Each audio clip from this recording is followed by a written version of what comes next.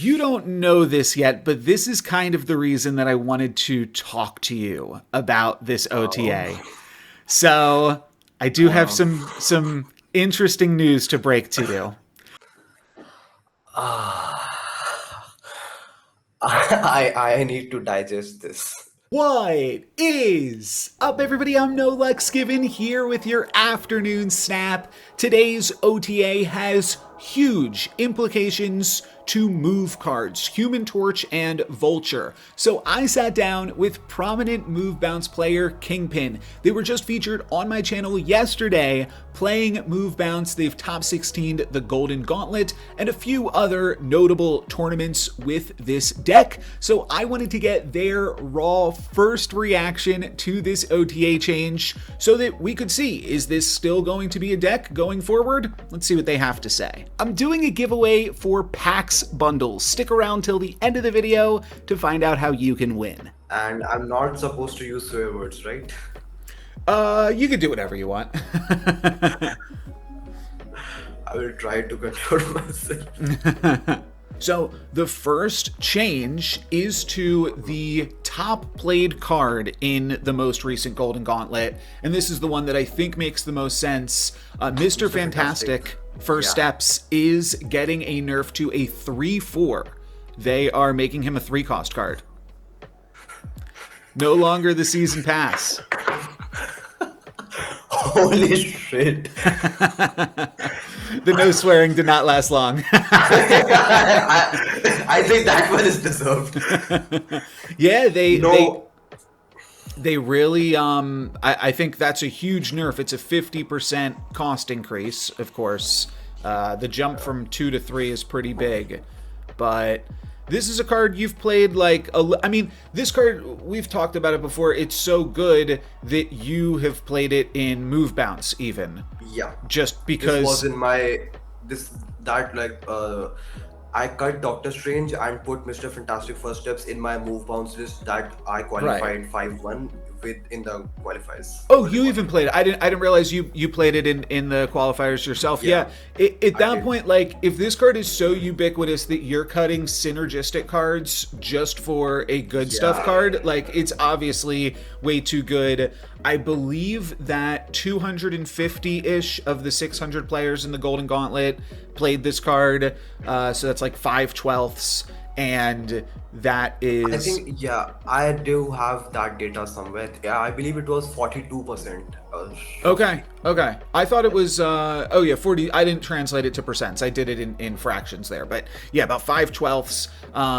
That could be 42%. We'll leave the math for somebody else. But that is, just a really ridiculously high play rate. The card is no longer the season pass. It's a little interesting when they nerf the cards after they come out of the season pass, of course, but I do think that this is a card that did need a nerf, to be honest. Yeah, definitely.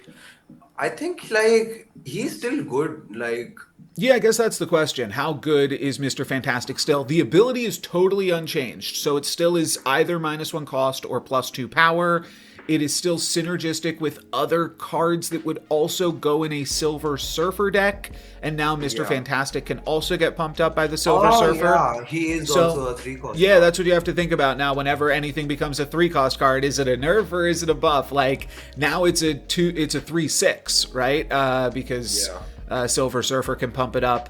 That might mean that you're going to need to get, I think, more value out of the trigger in order to justify playing him, either because you're utilizing the pumps in a Silver Surfer deck with like Brood, or because you're using the discount in sort of a tech deck, but I think it will be less ubiquitous to just play in everything. So the first thing that comes to my mind is Fastos. Okay, right. Yeah. Both are 3/4. Both want to be played as early as possible, and we know how mediocre Fastos has been in the past. Yeah, that's a great point. So, there's a big difference. And Fastos does still see like some play sometimes in sort of a fringe role in those slots, but certainly it's not the first thing that you go to. And for the most part, players, I think, will have more success doing like dedicated tech in that slot rather than a sort of like random pump that you can't really control, right? Like a Mobius is almost better, I would feel. Right. Even though I think Mobius gets worse, Mobius loses a little bit of stock because this is the main reason I've been playing Mobius when I have been. But yeah, I think that Fastos comparison is a pretty good shout there. Yeah. All right, the next card, pretty similar, that is getting a slight nerf, much smaller. Surge is becoming a 2/1. So Surge, similar space. I don't think this is going to be as big of an impact. They brought Zabu from 1/2 down to 1/1 recently, but they're gutting both of these two cost reducers here. Yeah. 2/1 Surge. Honestly, I would have been more surprised if the 2/1 stat line wasn't there after the OTA. Yeah, that's fair. I think that Surge will... Surge actually might even be better after this OTA, to be honest, because you don't have Mr. Fantastic First Steps. Like, if you want a 2-cost card to reduce your other costs, Surge is going to be now the number 1 go-to, whereas before it was taking a back seat for a month there. So yeah, Surge, despite the nerf, I think could potentially even be a little bit better, as weird as that might be to say. At least more play rate. Yeah, I have one callback to Pedro, Sure. Mr. Fantastic. Yeah. He, like, you remember the Affliction deck that runs both Zabus, like all Zabu, Surge and Pedro? Yeah. So, does that deck still exist now? Well, I was seeing that deck before Mr. Fantastic came out, to be fair. Yeah, I think like the whole point of that deck is to play a 4-cost on 3. We do not want to play Pedro on 3. That's a great point. Yeah. So Pedro certainly would not make it into that deck at this point. Yeah. And yeah, it's going to be... Zabu is going to be a much better pair with Surge than Pedro for sure, for that exact reason. Yep. The only thing that I can add to Surge is like she is much more easier to Red Guardian now. Yep. That definitely happens. Besides that, she is pretty much the same power level. Yeah. I mean, sometimes it is going to matter sometimes for sure. But yeah, I think not the biggest deal. Another card here is Havok, and Havok is getting a slight... It's going to be a relevant change in some cases here, but it is going from a 2/0 to a 2/1 and getting +3 per trigger. So after 1 trigger, it's the same. After 2 triggers, it's -1. And after 4 triggers, then it would be -3. Yeah. So definitely losing a little bit of power. I will also, let's group these together actually, and I will also tell you that Ghost is going from a 3/5 to a 3/4, but it now has the ability remove abilities from all end of turn cards here. Are OTAs allowed to do that? Yeah, they can do this now. They can do whatever the heck they want. So this is more of a patch change. We have a brand new Ghost now, and both of these changes are obviously aimed at the Invisible Woman First Steps deck. Ghost, I don't know if there's anything else that it is doing. If there's any other, like, imagine there's a card that says like end of turn, this loses 1 power or something. Ghost could remove a end of turn drawback. There's nothing like that I can think of, to be honest. But this is really just a super targeted way to take a bunch of power off of an Invisible Woman deck. It is still a little bit awkward because, like, it's not an ongoing ability. This is an on-reveal ability. So, yeah, they could play something after it. Okay, just to clarify, Ghost does not retain her old text, right? Correct. Yeah, it's just a brand new ability on her. And this is the one that was... So, I was kind of surprised that, yeah, they just like took away an ability from an old card. Ghost does not really see that much play. There were 3 copies in the entirety of the Golden Gauntlet. One of those players did do like reasonably well with it, playing it in like a tech deck, but yeah, for the most part, nobody is really playing Ghost. So it's cool, yeah, to see it just get a brand new ability. And now at least we have the option. I do think it's important to just have the option against this like new type of effect. Because there's like not many ways to deal with activate cards. And now we just have a way to deal with on reveals at the very least. Or, I'm sorry, end of turns. Yeah. Ghosts, her early, I'm assuming that's a she. Ghosts. Yes. Well, in the ability, MCU she is, yeah. okay. Her earlier ability was like effectively redundant because whatever she was trying to do, Invisible Woman could do better, or Super Giant could do better. Like depending on what we want out of. And that then game. also like Sera did her ability pretty well too, and Sera is a card that she was almost like a backup copy of Sera, I felt like some of the times, but yeah, I don't really know the last time I've played Ghost, to be honest. It's never a card that I've been excited by. I've never played Ghost in my life. Yeah. So I do think it's a great spot to put this effect for sure. How good is this effect going to be is kind of an interesting aspect of it, though, especially because the aforementioned Havok always is coming down on that final turn. Yeah. Right now, like, isn't she just a worst Killmonger in most cases? Right. Yeah. I mean, yeah, worst Killmonger with +1 power. There is some interesting stuff like maybe Thena is sometimes played before the final turn as well, but yeah, often Sunspot is like their only card because Havok they want to play on that final turn regardless.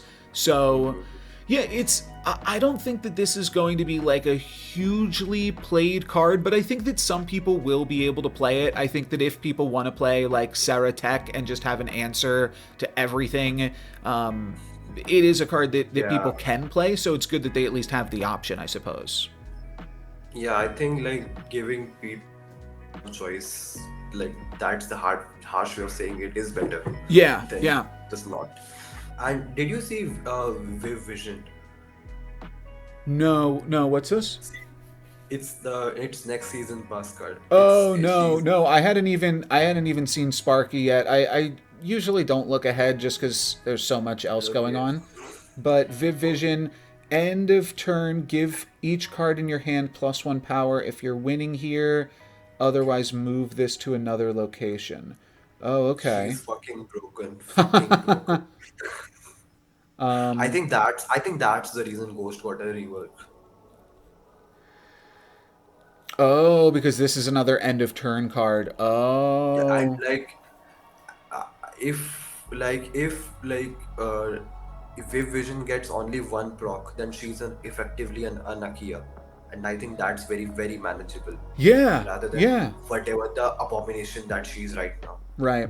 And Ghost will even remove the move ability from her. Ghost just removes all abilities. Yeah, so shuts that down completely. Yeah, that makes a lot more sense. All right, so the next cards coming up, I'm going to tell you 2 cards here that are getting changed, and you don't know this yet, but this is kind of the reason that I wanted to talk to you about this OTA. So I do have some interesting news to break to you. So Vulture is becoming a 1/2 What? that gets +3. And Human Torch is becoming a 3/3 with the same ability. I need to digest this. Yes, of course. I am telling Kingpin both of these things live. So I can read through what they have said here. in these OTA notes. They just posted the OTA, and that's why I'm reading everything off to Kingpin, so that way he wasn't spoiled on this. But I really wanted to get a move bounce one tricks perspective on these huge changes to some classic move trigger cards. So they say this is a large curve swap with widespread implications. At a high level, we didn't think balancing the entire move package around Human Torch, more specifically a one-cost double scaler, was feasible in the long term. This artificially encourages us to keep most move enablers weaker because there is such an efficient payoff, as well as it makes it more difficult for us to make cards that may naturally find homes in bounce/move. It also put a lot of pressure on Killmonger specifically, and the waxing and waning of that card in Destroy decks has cascading effects on the viability of move, which is a link that we aren't super comfortable with. On the more micro level, we think this gives us a lot of freedom to prop up a variety of other cards, so that strategy is about the same power level or becomes even stronger, but doesn't have such an outlier effect on one of its specific components that we need to balance the entire archetype around. And they do go on to talk about 2 more move buffs. They aren't as relevant. I can let you know what those are. It's +1 power to both Topaz and Doctor Strange. Yeah, nothing to get super crazy about. I think the meat of this video is what are your thoughts on a 3/3 Human Torch? Totally live. I was partially hoping that you were still involved in the game that you were playing, and I could have just said, okay, now try your deck and see what happens. And you've got a 3/3 Human Torch. You really have to be so mean to me, man. Yeah. So here's the interesting thing, I will say. Vulture at 1/2 with +3 is better than if we just compare it to the old Human Torch, because it's a 1 cost. Move it once, it is better than old Human Torch. It's got 5 power. Move it twice, it's the same. It's 8 power. So both of Not those... exactly. Like Aranya. Oh, okay. Yeah, okay, that's a fair point. Yeah, Aranya with that 1 power additionally factoring in. Sure. Okay, With so yeah, Iron move it Fist. once, it's potentially worse even already if it's Aranya that's your 1 movement. Yeah, all right, well that's why I wanted to have you on. Yeah. With Iron Fist plus Aranya, like those 2 moves, the Human Torch goes to 10 power. Like Human Torch moves 4 +1 5, then moves again 10. And with Ghost Rider, it is Aranya +1, then doubles, then 6, and then it moves again, then 12. So like after 2 moves, we are already facing up to a 33% power reduction. Yeah. That's only after 2 moves. Right, and a huge part of move bounce specifically, I think that move bounce is even like more targeted here as opposed to just like the move deck that Sizer has been playing recently, because that deck isn't moving the Human Torch as much. It isn't copying Human Torch with Frigga, so this is definitely a big hit to move bounce in that capacity. And you look at Human Torch, that is going from, if you just compare that to the old Vulture, instead of that getting +6 for each movement, which was pretty big to justify the fact that you're paying 3 energy for a card, one of the most expensive cards in the deck. Now it's only getting +3, or potentially a little bit more if you're doubling it in some other ways. It does potentially open up some like curves where I don't know, you can't really play Forge before you play Human Torch because you want to play Iron Fist before it, right? So I'm just thinking, like, does it being a 3 cost open anything up, and it really just makes it a little more cost prohibitive? Okay, so can I bring data mine cards in the discussion right now? Sure. If there's some upcoming cards that you think might be good, activate, give your last card that moved +2 power and move it back to its previous location. Okay. The first time I read this card, the first time all of my peers read this card, the very first reaction was, there is no way this card releases like that. Okay, yeah, fair enough. And Monkey Paw Gold. Yes, yeah. Yeah,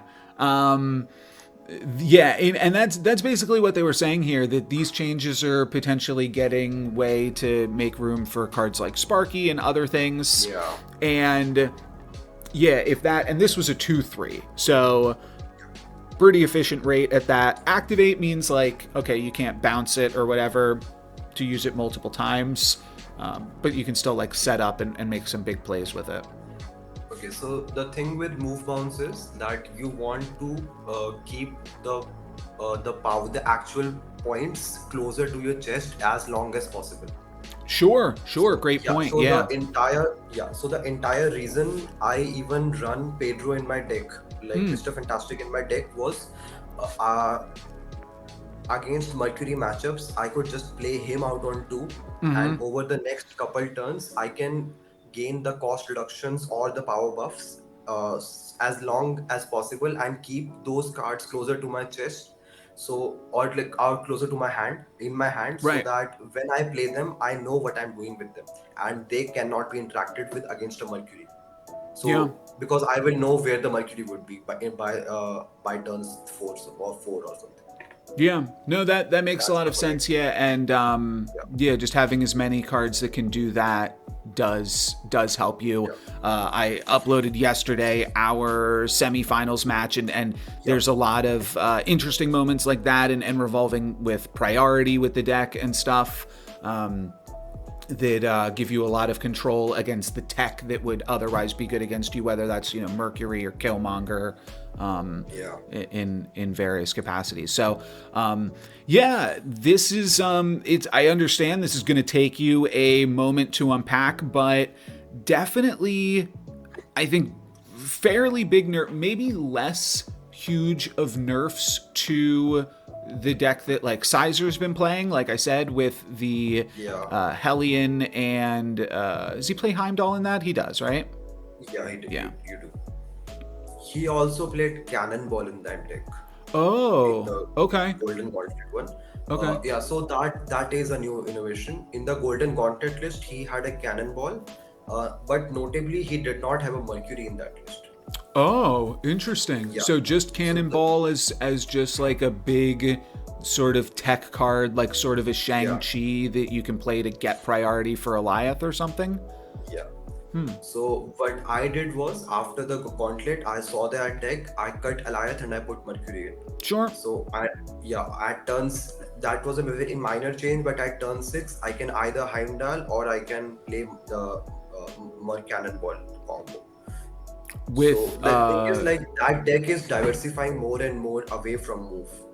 So this kind of change, I don't think this is even a nerf for that deck. Right. It Move does. bounce still survives. It Move does bounce make is- Vulture a lot less exciting, to be fair. But like, just because now you have to work a lot harder. I'm sorry, when I say Vulture, I mean Human Torch. It makes the 3-cost card, like Vulture, I think is potentially still exciting in that deck. Human Torch, I think, is a lot less exciting in that deck, and in Move Bounced, to be totally fair. So that's awkward. I don't expect you to have your full thoughts, but if you have any like closing remarks to say on these changes, what are you thinking? Move bounce needs to, like, I don't think the current move bounce list survive. Move bounce as an archetype might survive the current, like, move as an archetype will thrive. Move bounce may or may not survive, because at this, like, we cannot compete with other combo decks now. Right. We can defeat the mid-range ones, but like our nut draw is so much weaker now that I'm not sure what we'll be able to do. I would need some more time to process. Yeah, I'm even wondering. Well, I'm just thinking it's not like, so this isn't the best card, and it's certainly not a move bounce card. But you compare the new Human Torch, which is a 3/3 that doubles its power when it moves, Something else that has 3 power and doubles its power when it moves is kind of Multiple Man. Multiple Man is a 2/3 that's getting an additional copy, and that might be like just a slightly more efficient. It's not really great with the bounce things because it's not like multiplying on itself. You're basically just getting an additional, like, the second Multiple Man move, unless you're moving both of them, isn't another double. I would look into playing Agony in move decks now. Okay. Agony just as a way to really supercharge that power and then be able to move it around. Yeah. Yeah. We would like Human Torch is still the dream, I would say. We are not like Human Torch is. I would go far as to say he's still the most powerful mover in the deck. Right. It's how you're going to get the crazy power outputs still. We can still get the crazy power output, but what used to happen was we could get the 40 power Human Torch in 2 locations, and we were able to drop priority. Right. Now we can do either or. Sure. Both is going to be exponentially more difficult. Yeah. I would say. Yeah, that makes a lot of sense. And I think so. This isn't really like your expertise. I think though that this could be pretty terrible on the curve. A 3-cost Human Torch for the Phoenix Force decks that tried to reanimate Human Torch on Phoenix Force. I mean, it would be bad, but like Kid Omega exists, so. Okay, that's fair. Yeah, you can go Kid Omega into Human Torch into Phoenix Force if you really need to. Yeah. Okay. That's fair, and that's a card that that's a card that you already want to play in that deck list potentially, just for like Nimrod purposes and stuff. Like you want to play Kid Omega because of Nimrod. Yeah, Agony is definitely going in there. Like, that's not even a question at this point. Yeah, that makes sense. I was thinking Forge, but yeah, Agony makes a lot more sense because you can go Agony into Iron Fist into Human Torch, right? Yeah. Does Forge make the deck? Like, does he make the cut? I'm not sure, to be honest. It's cute because it does have synergy with the bounce effects. Maybe it's like Nico instead of Forge and hoping to get like some interesting Nico draws. The Destroy 2 is still just that good in a Phoenix Force list, Yeah. Oh, I meant even in like a move bounce sort of thing. Like Nico's a fine card in bounce decks. Maybe it could do something. It's a little random. Yeah.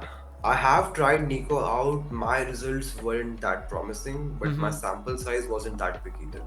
It was around 20 games for Nico. Yeah. Gives you like...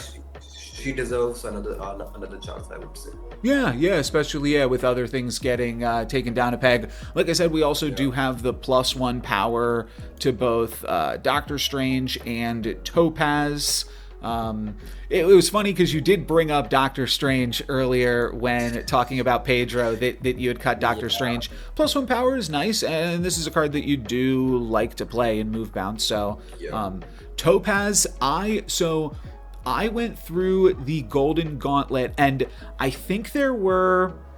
I can't remember the number off the top of my head, but there was something like... I mean, how many cards are there in Marvel Snap? Are there like 300, 350 or something? But... I would say closer to 500. Maybe. Is it 500? Okay, so maybe there were maybe there were 400 different cards played in the Golden Gauntlet out of the 500 cards in the game. And I tried to figure out what is the best card that wasn't played in the Golden Gauntlet. And I think it was Topaz, because Topaz had 0 copies in the Golden Gauntlet, but I don't think that Topaz is a good card. Like, it is still, there are 400 cards that other people are choosing to play before it, you know? I think like Topaz is a good card, but like she is not a like broken card. Yeah, it's just awkward in my opinion. Like, I don't know all of the interactions that work with it, but it doesn't there's a lot of times where it just doesn't work with like Human Torch and Aranya, and it's just strange in that way that like you can't really get the most utility out of it. Okay, yeah, the thing is, okay, so some interesting tidbits. Sizer actually played Topaz and Craven in his move list for a while. Nice. Okay. Yeah, so but he didn't bring it to the gauntlet was because it just dies to Mercury and he needed some game against it. So if Could you repeat Mercury, yourself yeah, there? if Mercury, Oh, I'm Mercury. sorry. Mercury. Okay, I just didn't hear you say Mercury. Yeah, okay. So Sizer didn't bring Topaz and the Craven list because that deck like dies Yeah. even more. Yeah, you just play a Mercury on the Topaz location, and that's pretty terrible. Yeah, Yeah. it's Or you move it it's over if you've already played it. it's sad. Like Yeah. I would say, That's a really good point. It's a really good point how good Mercury is against this. And yeah, Mercury being a card that has additional synergies that people already want to play. yeah. If Mercury gets nerfed or like she gets phased out of the meta, I could see Topaz being best in slot even. I would say Okay. she Yeah, is that good. that's interesting. Yeah, just Topaz, and you're not really playing it in the move bounce necessarily because it's awkward with Yeah. the Aranya and Human Torch, but it's good in those Sizer versions of move with the Heimdall and Oh wait. other things. I could see Topaz in move bounce when You I could think about it. you could see it in move bounce now that Yeah, okay. like this would need a lot of testing. I need Yeah, at least yeah. a couple weeks for that. Yeah. I'm coming at Kingpin Live here, trying to gauge their live reactions. I honestly want Vulture to be a two cost. Like I do not want to be vulnerable to Killmonger if we are doing that at least. Okay, that's a good point. Make Vulture a 2/3+3. I will take that honestly over the current one. It's a little bit of a controversial take, but yeah. And how about too the fact that now Human Torch is not killmongerable? It's not as like that is kind of interesting. But I mean, I guess it's like Mercury Cannonball. Mercury Cannonball, and it's potentially like more Shang-Chiable now just because it's more Yeah. expensive. It would be interesting to see how priority shenanigans take in move bounce. Yeah, I think like we are more and more getting to the point where bouncing is impractical and the right solution is to Cosmolite. Right. Yeah, that's another way to just protect your cards rather, because that's a big part of the bounce. The bounce gives you extra power and it's also some protection, but Yeah. you can get protection in different ways for sure. Yep. And to be honest, to finish out the video, it's nothing super crazy. Those were the big things that I wanted to talk about, but White Tiger's Tiger Spirit is getting an additional power. It's a 5/9. Yeah, that's a free change. Yeah, it's free. I think it actually like is pretty good though, because it's +1 power. But often, if you are playing White Tiger in your deck, if it's not just like a card you randomly got from RSM, you're playing it because you're trying to trigger it multiple times with Wong and Odin. So this is potentially like a +4 power. And coming in right under the Shang-Chi number, like 36 points is like the most points you can put at a location and feel really, really good about it. So yeah, I think that is solid. And then the last one, I don't even know what it is. I think Terrax is getting +1 power. Let me double check. Yes. Yeah, they're just making it a 3/4 instead of a 3/3. Terrax is kind of like a Galactus effect in that its power does really matter because it needs to immediately win like its own location in order to have that effect of shuffling in the one rock there. So that is an interesting aspect of it. It's not a card that's like super on my radar regardless, just like the I archetype have a isn't, but point to add to that. okay. For Terrax, I don't think his power matters as much as people think, to be honest. Yeah. Because if you are playing Terrax, if you're playing Terrax, whatever way he's pronounced, Yeah. you are playing it in a deck which aims to grab prio early. Right. You either have priority or you don't, and Yeah. and the power doesn't matter at that point. Like Yeah, and if usually. you have priority early when you play Terrax on turn 3, or when you play Terrax on turn 3, the opponent's card isn't revealed yet. Right. So Yep. if you play him in an empty lane, he is a 3/3 or a 3/4. I don't think that really matters. in that Yeah. scheme. Yeah, that's fair. It's basically just +1 power on him just to have +1 power at the end of the Yeah. game. Yeah, that's a good point. It's a free change, so yeah, why not? Yeah. Cool. All right. Well, thank you very much, Kingpin, for your time. Sorry to ambush you, but thank you for lending us your insights here as a prominent move player. Yeah, and now my reactions are eternally like registered. It's always fun though too. It's fun to be wrong and then coming back. But no, I think you had pretty like fair takes across the board. This is definitely going to be a nerf to move bounce. I think that much is clear to both of us and intentional too. This is supposed to be a nerf. My only hope is like, okay, wait a minute. Mercury Cannonball, the combo is still alive. Yeah. Yep.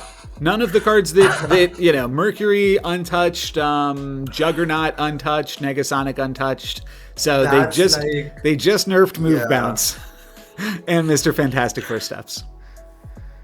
Yeah, I'm I'd take a break from Move Bounce for a week and just play. I think I would play the Sizer move list for a few weeks and like get a grip on that one. Yeah, that makes sense. All right. Yeah. Well, thank you very much for your time. And that's going to be it for us. Thank you guys very much for watching. I'm NoLucksGiven. This is Kingpin.